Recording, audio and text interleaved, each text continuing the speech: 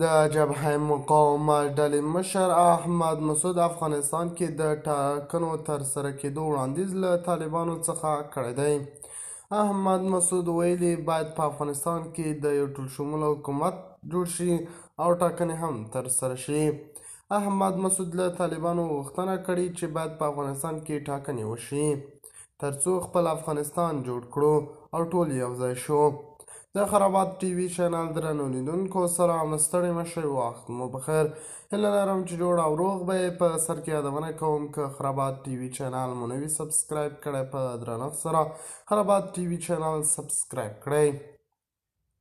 د طالبانو مخالف مشر احمد مسعود وایي یوازې انتخابات کولی شي چې افغانستان له سیاسي بحران نه وباسي، حتی که په دې انتخاباتو کې طالبان هم بریالي شي. د ملي مقاومت په نوم د جبهې مشر دا خبره پرون د تاجکستان په پلازمینه دوشنبې کې د هرات امنیتي کنفرانس د 10مې غونډې په پای کې وکړله. دا 2 ورځنی کنفرانس د افغانستان د ستراتیژیکو مطالعاتو د انسټیټیوټ له لوري جوړ شو. پخوا به یې غونډې د افغانستان دننه ترسره کولې.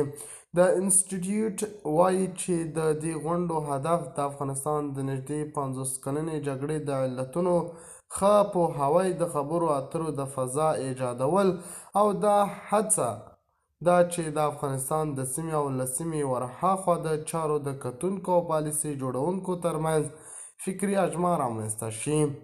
پر افغانستان د طالبانو له واکمن کېدو راوروسته دا طالبانو تر ټولو سخت حکم دی چې د مشرتابه لخوا یې د اجرا کولو امر کیږي. د خرابات ټي وي چینل درنو لیدونکو دا و زموږ ته د مهال چمتو کړی خبر.